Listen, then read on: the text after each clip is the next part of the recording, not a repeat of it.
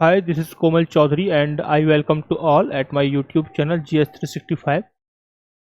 और आज का हमारा टॉपिक है भारत के संविधान की अनुसूचियाँ। तो इस चैप्टर में, इस लेक्चर में हम जानेंगे भारत के संविधान में दी गई अनुसूचियों के बारे में। जब भारत का संविधान लागू हुआ था 26 जनवरी 1950 को, तो उस समय भारत के संविधान में 8 अनुसूचियाँ हुआ करती थी, लेकिन समय के साथ संशोधन किए गए और वर्तमान में भारत के संविधान में 12 अनुसूचियां हैं।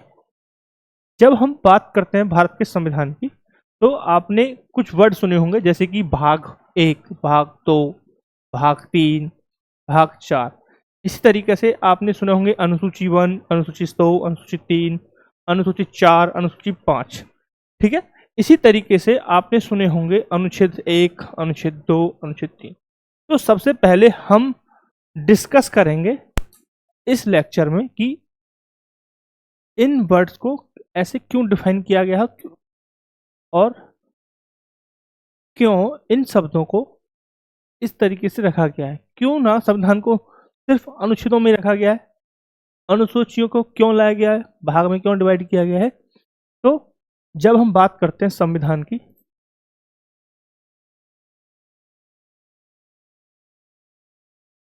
तो हम 3 वर्ड के बारे में पढ़ते हैं। फर्स्ट भाग, सेकंड पढ़ते हैं हम अनुसूची, और थर्ड पढ़ते हैं हम अनुच्छेद।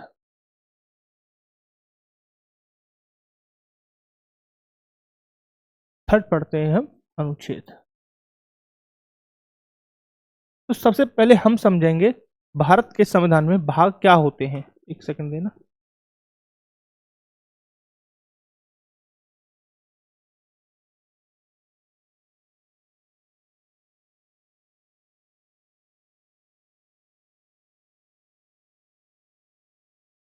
यस।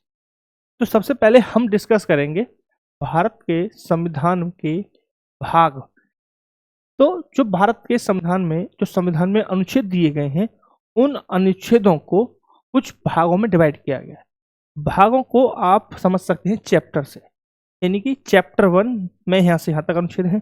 जैसे कि हम बात करते हैं पार्ट 1, पार्ट फर्स्ट, यानी कि चैप्टर फर्स्ट में दिया है 1 से लेकर 4 तक। इसी तरीके से हम देख सकते हैं पार्ट 2, यानी कि भाग 2 5 से 11, पार्ट 3 यानी भाग 3 12 से 35 एंड सो।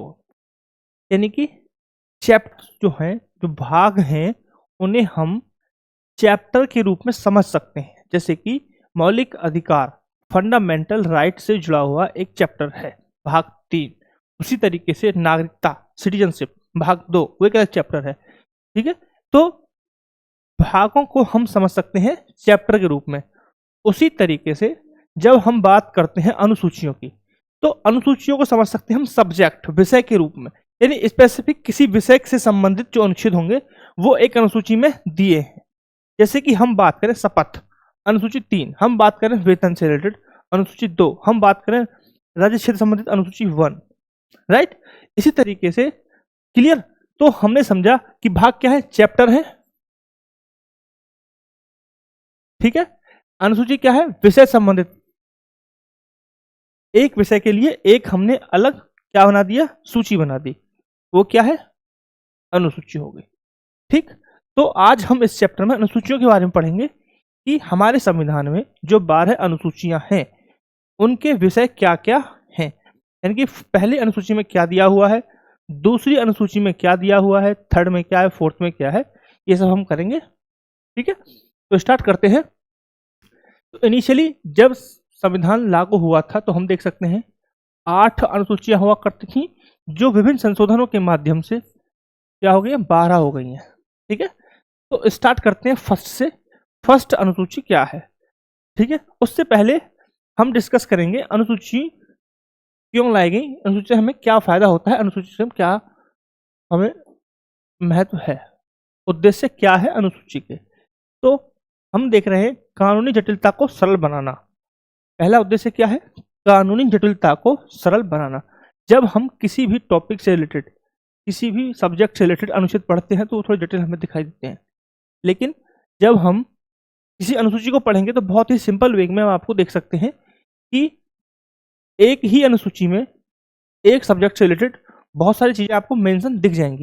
यानी क्या हुआ, जो कानूनी जटिलता है उसको कम किया गया अनुसूची के द्वारा। यानी एक सब्जेक्ट पर एक अनुसूची, एक विषय पर एक सूची बना दी, ठीक है, उसमें सारी चीज डाल दी, तो क्या हो गया कि हमें कोई विषय देखना है उससे रिलेटेड, तो हम एक ही अनुसूची में सारी चीजें देख सकते हैं उस विषय से संबंधित। ठीक है, जैसे कि मुझे सैलरी से रिलेटेड कुछ चीज जानकारी लेनी है, तो मैं कहाँ पे जाऊंगा, मैं जाऊंगा अनुसूची 2 में, और वहां पे सारी चीजें हम देख सकते हैं सैलरी से रिलेटेड। ठीक है, इसी तरीके से हम समझ सकते हैं जब हम बात करते हैं शपथ को लेकर के कि मुझे शपथ के बारे में जानना है कि कौन शपथ कैसे कैसे लेता है। ठीक है, तो मुझे ऐसा नहीं है कि मैं प्राइम मिनिस्टर के लिए अलग जा रहा हूं, ठीक है, गवर्नर के लिए अलग है, विधानसभा के लिए अलग अनुच्छेद है, ऐसा नहीं है। मेरे को जाना है सिंपल, क्या करना है, अनुसूची 3 में जाना है और वहां जाके मैं चीजें देख सकता हूं सिंपल तरीके से। राइट, तो ये क्या कर रहा है, कानूनी जटिलता को सरल बनाता है और संदर्भ प्रदान करता है। यानी कि संदर्भ कैसे प्रदान कर रहा है कि मुझे सैलरी से रिलेटेड देखना है तो मैं जाऊंगा अनुसूची 2 में, मुझे कहीं हो जाने की जरूरत नहीं है। ठीक है, अनुसूची क्या होती है, अनुसूची विधायी और प्रशासनिक विवरण होता है, सिंपल। तो स्टार्ट करते हैं अनुसूची फर्स्ट कि पहली अनुसूची में क्या दिया हुआ है। तो फर्स्ट अनुसूची क्या कह रही है, लिस्ट ऑफ द स्टेट्स, किसकी, पहली अनुसूची बात कर रही है लिस्ट की, list of the states and union territory.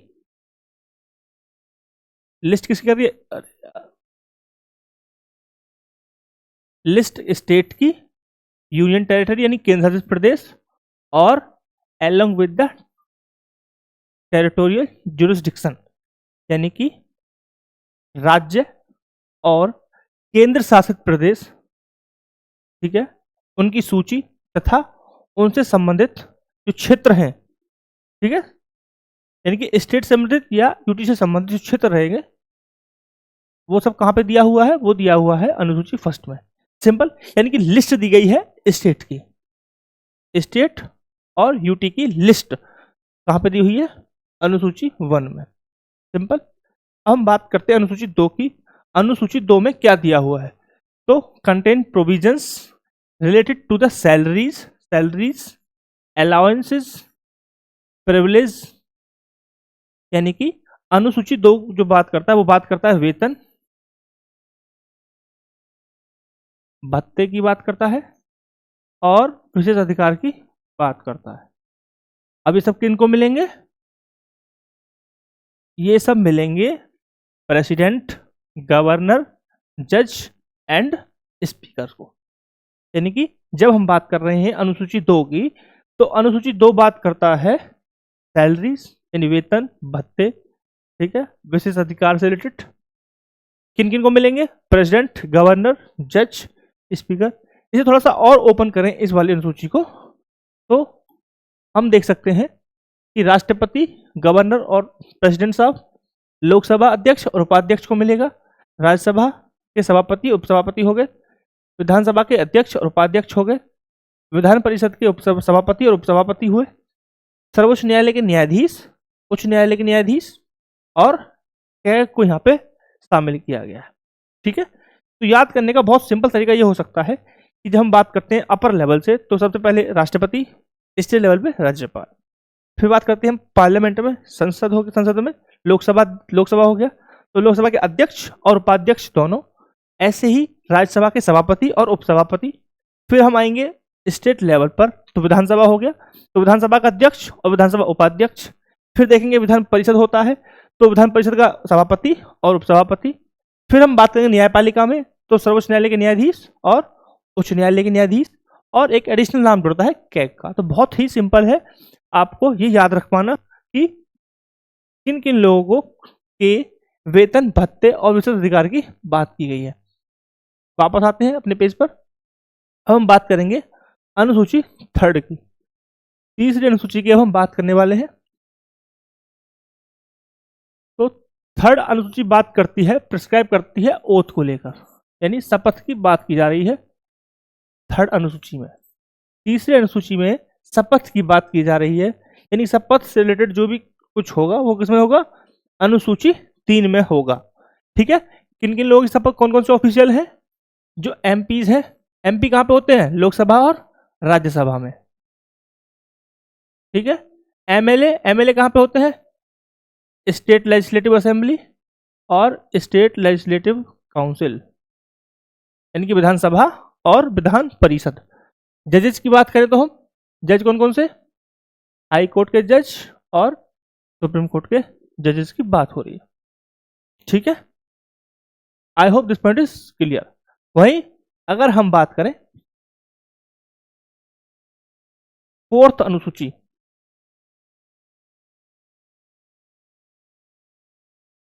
अगर हम बात करें फोर्थ अनुसूची, इसमें एक नाम ऐड नहीं है, कैग की बात भी की जाती है, कैग यहां पे भी आता है, पहली बात। अब आते हैं फोर्थ अनुसूची पे। फोर्थ अनुसूची क्या कहती है, डील विद द एलोकेशन, यानी कि वितरण, किसका वितरण, सीट इन दी राज्यसभा, यानी कि राज्यसभा की सीटों का वितरण। सिंपल सी बात है कि राज्यसभा की सीटों का वितरण से रिलेटेड जो क्लॉज हैं वो होंगे हमारे फोर्थ शेड्यूल में, right. Council of the state based on the population of the state and territories, यानी कि राज्य की जनसंख्या के आधार पर जो सीटों का डिस्ट्रीब्यूशन होगा राज्यसभा की सीटों का, वो कहां पे मेंशन है, वो मेंशन है अनुसूची 4 में। सिंपल, बहुत ही छोटी चीजें हैं ये। अब हम बात करते हैं फिफ्थ शेड्यूल पे। ठीक है, फिफ्थ शेड्यूल की हम बात करते हैं। फिफ्थ शेड्यूल फोकस कर रहा है provision of the administration and control. ध्यान देना, 2 वर्ड है, एडमिनिस्ट्रेशन और कंट्रोल, यानी कि प्रशासन और नियंत्रण। इनका शेड्यूल्ड एरियाज और शेड्यूल्ड ट्राइब एरियाज, यानी कि अनुसूचित जनजाति और अनुसूचित जाति से संबंधित जो एरियाज हैं, जो क्षेत्र हैं, उनके प्रशासन और नियंत्रण से संबंधित जो कौन सी अनुसूची है, अनुसूची 5, राइट। वहीं अगर मैं बात करूं अनुसूची 6 की, सेम क्लॉज है अनुसूची 6 का, बस डिफरेंस क्या है कि यहां पे जो नॉर्थ ईस्टर्न स्टेट हैं, उत्तर पूर्वी राज्य, उत्तर पूर्वी राज्य, ठीक है, कौन कौन से, असम, मेघालय, त्रिपुरा और मिजोरम, इनसे संबंधित जो ट्राइबल आदिवासी क्षेत्र हैं, ठीक है, वो एससी और एसटी की बात करता है, लेकिन अनुसूचित 6 बात करती है आदिवासी क्षेत्र से रिलेटेड। तो उनके प्रशासन से संबंधित जो भी जानकारी है वो कहां मिलेगी, वो मिलेगी अनुसूची 6 में। बहुत सिंपल। अब हम बात करते हैं अनुसूची 7 की। अनुसूची 7 यानी 7वीं अनुसूची डिवीजन ऑफ द पावर की बात करती है, यानी कि विषयों का बंटवारा, डिवीजन ऑफ द पावर, विषयों का बंटवारा।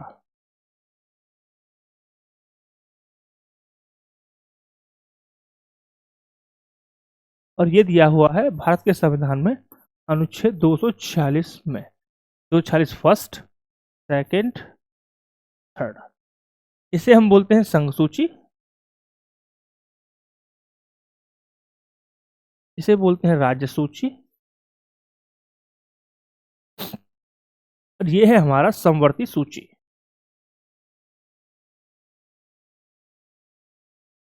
संघ सूची ऐसी, इन संघ सूची में उन विषयों को रखा जाता है जिन पर केवल और केवल संसद ही नियम बना सकती है, अर्थात जिन विषयों पर संसद नियम बना सकती है उन विषयों को संघ सूची में रखा जाता है।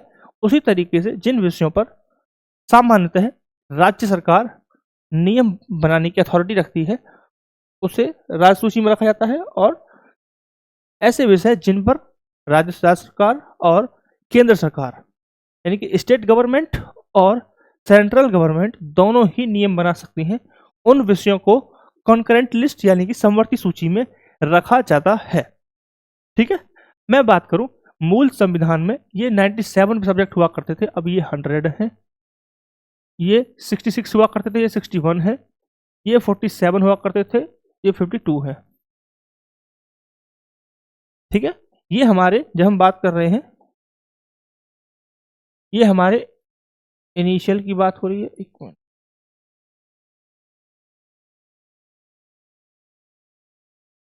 ये हमारे बात हो रही है मूल संविधान के विषय के बारे में कि मूल संविधान में ये मूल संविधान में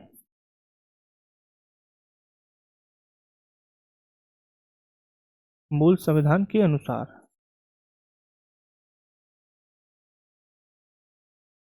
ठीक है। और जो हम बात कर रहे हैं दूसरा, ये है अपडेटेड, यानी कि ये है वर्तमान की स्थिति।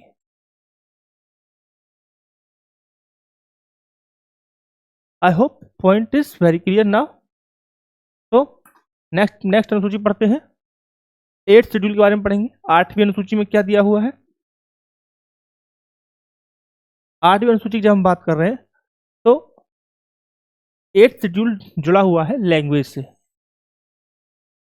तो जब भारत का संविधान लागू हुआ था, यानी कि 26 जनवरी 1950 को जब संविधान लागू हुआ, तब 14 भाषाएं हुआ करती थी, लेकिन संशोधनों के द्वारा वर्तमान स्थिति में 22 भाषाएं हैं। और ये कहाँ पे मेंशन है? ये मेंशन है हमारे अनुसूची 8 में, राइट। अगर हम थोड़ी सी और समझने की कोशिश करें, इनसे रिलेटेड अनुच्छेद की मैं बात करूं, क्योंकि लैंग्वेज है और अभी हाल ही में थोड़ा चर्चा का विषय बना हुआ है, तो इनसे रिलेटेड हमारे पास अनुच्छेद है 344, ठीक है। और एक और अनुच्छेद है 351, जो लैंग्वेज की बात करते हैं, ठीक। नेक्स्ट अनुसूची की मैं बात करूं, नेक्स्ट अनुसूची हमारी है 9th अनुसूची, ठीक है। हम पढ़ेंगे 9th अनुसूची। 9th अनुसूची बात करती है contain law are protected from the judicial review. ऐसा हुआ था कि सरकार एक नियम लाना चाह रही थी जो मौलिक अधिकार को वायलेट कर रहा था। जैसे कि जो फर्स्ट अमेंडमेंट एक्ट हम 1951 की बात करें, तो सरकार भूमि सुधार लाना चाह रही थी, राइट। भूमि सुधार लाना चाह रही थी, और उस समय पे आर्टिकल 31 और 19F जो बात करता था संपत्ति के अधिकार की, मौलिक अधिकार हुआ करता था। तो एक सिंपल सा हमारे पास आर्टिकल है 32 और 226, जिसमें अगर आपके फंडामेंटल राइट का वायलेशन होता है तो आप सीधे सुप्रीम कोर्ट जा सकते हैं, राइट। तो जब ये सरकार ला रही थी भूमि सुधार, तो फंडामेंटल राइट का वायलेशन हो रहा था। तो सरकार ने क्या किया? संविधान संशोधन किया और 9वीं अनुसूची को जोड़ दिया। इससे क्या हुआ? इसमें डाला गया कि जो भी कानून, जो भी नियम अनुसूची 9 में डाले जाएंगे, वो सर्वोच्च न्यायालय की न्यायिक समीक्षा से परे होंगे, यानी कि सर्वोच्च न्यायालय उनकी न्यायिक समीक्षा नहीं कर सकता, ठीक है। तो इनिशियली सर्वोच्च न्यायालय ने इसे माना, और लेकिन अभी का स्टेटस क्या है? जब इसका दुरुपयोग बढ़ता गया, क्योंकि ये फंडामेंटल राइट्स को सीमित करता है। इसमें डाला गया था कि अब कोई भी नियम बनाओ, चाहे वो फंडामेंटल राइट को वायलेट करता हो, तो उसे सर्वोच्च न्यायालय असंवैधानिक घोषित नहीं कर सकता, क्योंकि सर्वोच्च न्यायालय उसे जांच ही नहीं सकता, सर्वोच्च न्यायालय उसे चेक ही नहीं कर सकता है। न्यायिक समीक्षा की अथॉरिटी है नहीं सर्वोच्च न्यायालय के पास, राइट। तो इसका दुरुपयोग बढ़ता गया, तो सर्वोच्च न्यायालय ने क्या कह दिया एक केस में कि केशवानंद भारती केस के बाद जो भी क्लॉज, जो भी नियम अनुसूची 9 में डाले जाएंगे, वो सब न्यायिक समीक्षा के दायरे में आते हैं। यानी कि केशवानंद भारती बात 1973 के बाद जो भी क्लॉज या नियम, विधि अनुसूची 9 में डाले जाएंगे, वो सब न्यायिक समीक्षा के दायरे में आएंगे। सिंपल। और इसको सीमित करते हुए भूमि सुधार तक ही सीमित कर दिया सर्वोच्च न्यायालय ने। नेक्स्ट हमारा है 10th schedule, anti defection law, दल बदल कानून के नाम से भी जाना जाता है। राजनीति में स्थिरता लाने के लिए, ठीक है, क्योंकि जब दल का बदलाव होता है तो कहीं ना कहीं राजनीतिक अस्थिरता आती है। इसे 52वें संविधान संशोधन अधिनियम 1985 के द्वारा जोड़ा गया। हालांकि इसका विचार विमर्श 42वें संविधान संशोधन 1976 में भी चल रहा था, बट औपचारिक रूप से इसे 52वें संविधान संशोधन अधिनियम 1985 के द्वारा लाया गया। ठीक है, इससे क्या फायदा हुआ? राजनीतिक अस्थिरता में कमी हमें देखने को मिलती है। ठीक है, और जो पार्टीज हैं उनमें इससे क्या फायदा हुआ? पार्टी में अनुशासन देखने को मिलेगा, राजनीतिक स्थिरता हमें देखने को मिलती है। ठीक है, तो अगर मैं बात करूं 10th शेड्यूल से रिलेटेड आर्टिकल्स, तो केंद्र स्तर पर अनुच्छेद 102 और राज्य स्तर पर अनुच्छेद 194 दल बदल कानून से संबंधित अनुच्छेद भी है। ठीक है, अब हम बात करते हैं अनुसूची नंबर 11, 11वीं अनुसूची। ठीक है, तो हम सभी को पता है जब संविधान लागू हुआ था तो 8 अनुसूचियां थी, 8 के बाद जो जोड़ी गई हैं वो सब संविधान संशोधन के माध्यम से ही जोड़ी गई हैं। ठीक है, तो 11वीं अनुसूची है उसको 73वें संविधान संशोधन अधिनियम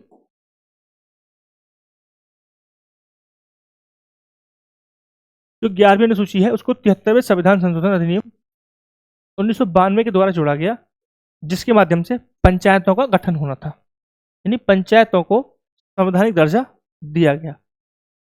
और ये किस अनुसूची में है? ये 11वीं अनुसूची में है। राइट, ठीक है, और इसमें मेंशन नहीं है। इनसे रिलेटेड 29 विषय थे।